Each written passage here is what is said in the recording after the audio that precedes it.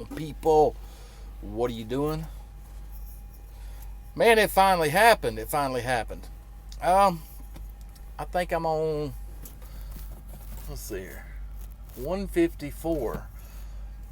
So up until now, I've had 153 loads that went pretty smooth selling. I've collected attention on a number of those, 4 or 5 loads. I had one load cancel on me en route, that JB Hunt load. But besides those, 153 loads is really smooth. But today on number 154, it hit me. I picked up a load yesterday. All right, and it says novelty stuff, and I thought, oh, this could be interesting. Anyway, it's like a little assortment bags of candy. So I thought, all right, cool, that's better. So we grabbed that load yesterday up in Bolingbrook, Chicago, Bolingbrook, Illinois, and I had a 2 o'clock delivery today, and I got going down the road, and I made it as far as my 14-hour clock would allow me to, and then I shut down, and then I got on the phone with my buddy Brian over at Driven Trucking. Thanks a lot for keeping me up all night. 8 o'clock this morning was hard. I think we got off the phone about 2 o'clock. 2 o'clock, discussing strategies and ideas and just having a good time. But yeah, about 2 o'clock, I think it was when I laid down, went to sleep, and back up at it might have been 2:30 by the time I got to sleep. But then I was back up at 8 o'clock and rolling. And at that point, I had about 350 miles to go to make my delivery, and it was at 2 o'clock. And I made it 15 minutes early. And, went in there. Long story short, I'm not on schedule. Now, this delivery is at McLean. And if anybody knows anything about McLean, if you aren't on schedule, they will not fill you in. They will give you a number to call, a scheduling clerk, to schedule you an appointment. And more than likely, it's going to be, if you're lucky, tomorrow, the next day. If you're not so lucky, it's going to be the day after, or, etc. Anyway, the guy told me, he said, you're not on schedule. I said, what do you mean I'm not on schedule? I got a 2 o'clock appointment. He said, you're not on the schedule. Let me go talk to my supervisor. I said, all right, cool. He went and talked to his supervisor and came back without my paperwork. And he said, supervisor will be over here in a minute. He's checking on this load because it's not in our system. I said, all right, cool. So apparently the supervisor made a couple phone calls and come to find out the load is not on schedule with them. And I'm like, oh my God. A few minutes later, supervisor showed up with my paperwork, and with a post-it note with a number on it. He said, here, call this number, see if you and have them schedule you an appointment. I'm like, okay, but who's this number to? Is this the broker? Or he said, no, that's our scheduling clerk. And I said, all right, man, appreciate it. I said, well, let's go see if we can get this done. Came out and called the broker. I said, dude, we got a problem. We do not have a delivery time. We do not have an appointment. And he said, what? Long story short, gave him the number. He called me back about 5 minutes later. He said, well, they're right. That's on us. We messed up on that, and we're going to have to eat it. That's us. So let me see if I can get you an appointment and maybe get you in the morning. I'm like, all right. So I got back on the phone with him. He called me back, and he said, all right, first available appointment that I can get you is 12 o'clock Friday. I said, Friday. You know what? We're not even going to talk about this right now because I'm going to get a shower, so be back. That's right. I damn sneeze. And we are back. Now, I tell you what, I done messed up. Oh, man, I done messed up. I went in there, and right after my dab sneeze, I was about to film something. There's a gap under the door about that much, and I was like, that's not creepy at all. I turned the camera on, and I was like, totally unscripted, and I thought, damn, that's funny. I mean, I crack myself up sometimes, but anyway, I got a shower, and I got out of the shower, and they got a little diner here at this TA. It's not a iron skillet or what the hell's it? Damn, iron skillet. That's a Petro. What was that? Anyway, I don't stop at a lot of TAs. I can't remember. Okay, moving on. It's a diner, right? It's not the normal diner. I thought, well, let's go ahead and try this out. I'm gonna go over and grab me a bite to eat. It's time to eat. I hadn't ate today. It is it's dinner time. I went over there and they've got catfish. I was like, oh yeah.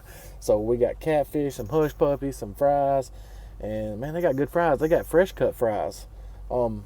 They cut them themselves because it's just like the fries at home. Whenever I take potatoes and I run them through my fry maker or slicer, whatever you want to call it, and so they got fresh cut fries, and of course I grabbed a salad bar, and this is the first salad bar nationwide, countrywide, in my lifetime anywhere I've ever had a salad bar that had pickled okra on it. Now I don't know about you, but I love me some pickled stuff. I love pickled okra. I like pickled eggs, it's alright, but pickled okra, oh shoot, yeah, I love me some pickled okra. So I had that, I got my belly full, and then I came out of the truck and I was like, I gotta finish this damn video. I was like, I don't feel like it right yet. So what I'm gonna do is I'm gonna pull up the laptop and I'm gonna try to get caught up on these comments, guys. I tell you, that's a full-time job. That's a full-time. I just want to let y'all know that's a full-time job keeping up with you guys. And I was impressed. I only had one negative today. I usually just delete them. I got people that says, I've talked to, there's like, what you mean you've got haters? I was like, yeah, I mean, everybody's got a hater. I said, I just don't ever spotlight them, but I usually just delete them. But so only thing negative today, it wasn't really negative, it was just somebody talking about my pit bull mix. I said, that's not even close to a pit bull. My reply is, you must not know what a pit bull really is. Now, if you're thinking of one of the little short, stocky bullies that's all bowled out, that's not a pit bull. That's a bully. It's a pit bully, I think. I don't know the damn terminology of them, but they're bullies. A pit bull is not the short, stocky, bowled out pit bulls. That's just not what it is. Anyway, I guess people know. So I started to tell him to go Google it, and then I was like, let's see what Google pulls up. And about 3 pictures down is the bloodline to the pit bull that I've got. Looks just like my dog. A little more pit bullish, which mine's pit bull mix. But let's see. Let me pull that up. If you will Google, now this is on Safari. I don't know if Chrome or anything else would be any different, but Safari, let's see, pit bull, and just nothing else, just pit bull. And then click on images, and on the left hand side of the screen there's 1, 2, 3, 4, 5, 6, okay, 7, 8, 9, okay. Oh, I lost him. Oh wait, I think I found him. Okay, let's do it again. There's 1 row of dogs, 2, 3, 4, 5, 6, 7, 8, 9, 10, 11, 12. Row 12, second picture of the second dog, is the same bloodline my dog comes from. It looks just like this one. That's a little more pit bullish, but he's a mix. That's 12. Let's see. 13, 14, 15, 16, 17. I seen another picture on here. 21, 22. I swear it disappeared. So if you're that person, just do me a favor. Go to Google on Safari, iOS, and Google Pitbull and hit pictures and go down to bar or row 12. I'm going to recount. 1, 2, 3, 4, 5, 6, 7, 8, 9, 10, 11, 12. Number 12, second dog over. Look at that dog. And then go look at mine. Same bloodline.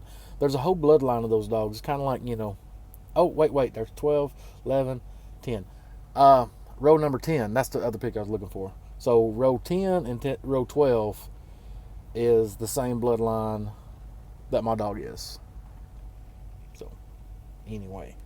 I might just see if I can't snag up a picture and just post it in the community page and let you see my baby boy, my majestic Dachshund. Love that dog. He's so majestic in his old age. He's about 11 now, and he'll just sit so proud. He's majestic. Anyway, enough about my pup. I would put him on the truck if he wasn't so old. He can't even jump in the car anymore. His bones and stuff ache and out of shape or something. I think he just might be too fat. But anyway, catching up on that. And then that's about all I got going on. But back to what I was talking about earlier is it looks like I'm going to be stuck here until Friday at noon. And the broker that I'm using is they're capped out at $150 a day on detention and layover. So the guy asked me, he said, what can we do to make this right? He said, this is our mess up. So whatever you need, we'll make it happen within reason. I said, I don't care nothing about your $150 a day cap. I said, I should have revised that and updated it. I said, but, thinking to myself, this is the first time I've had to deal with this, so it's not really a big issue. And the broker, I work with him a good bit, and he'll make it right. It might not be all up front, but the next month or three, he'll make it right. And I get my money back for lost revenues on this load here. But, that's just business. That's business 102, lost revenues. But they're capped at $150 a day. And I told him, I said, that's BS. I said, let's say I stay out 20 days a month. I said, at $150 a day. I said, that's $3,000. I said, you realize my truck, trailer, and insurance is almost $3,000? I said, that means if I on that model, I wouldn't be able to even afford my operation. Nothing. I wouldn't be able to afford any of that. I'll just belly up, tank up. And he's like, man, I totally understand. Blase. And I was like, all right, cool, man. If you want me to put you an offer out there, I said, look, if the $150 cap for today, I said tomorrow is just basically a layover, so screw detention. I said that's $450. So now we're at $600. I said, and then we got 12 hours from Friday at 12 o'clock a.m. to 12 o'clock noon. I said, so let's just say another 12 hours, 150 a cap. So we're talking $750. I said, if you want to make me happy, I said, I need $800. I said, given I'm not going to burn any fuel. I was planning on picking up a load tomorrow anyway, not today. And I could sit on this load today, not do anything tomorrow, not burn any fuel, and then pick up a load Friday. And I said, that would make me happy. And he came back and he said, well, you might be mad at me when they turn that down. He said, I just don't see them doing that. I said, well, you tell them I'm pissed off and I'm going to North Georgia if they don't, and I'm going to put their product in my warehouse and I'm going to hold it for ransom on a daily rental until they pay up. He said, oh, no, don't, I can't say that to nobody. That's in the law. I was like, damn, dude, you don't know this game? Anyway, I wouldn't do that. Maybe. But I'm thinking, they're probably going to come back and say, $450. Because per the contract, first thing I done when I got off the phone with him and here at this truck stop and parked was I dug in my emails, I put up the contract and looked at what I signed back last year when I signed up with them. And sure enough, it's $150 a day cap. Still, no sweat off the back, I'll get my money back. Just like I said, business 102, lost revenues, how to get that money back. So yeah, we will get that. But anyways, looks like I'm gonna be chilling around, have enough time to make some videos. Yeah, I guess I'm gonna make some videos tomorrow. Maybe some dashboard, maybe cover a reefer and a flatbed load. So, and yeah, it's exciting. I don't know what I want to do. I might find a strip joint, bar, take an Uber, go do something. I don't know. It's out in the middle of nowhere. maybe I can find a bonfire bonfire party somewhere. Holler at Daniel. Daniel knows this area. You're from Missouri. You're going to tell me where to go to have some fun. No, I can't do that. Anyways, guys, we will holler at you tomorrow. I believe I'm about to Netflix and chill. Feel me? See you, bye.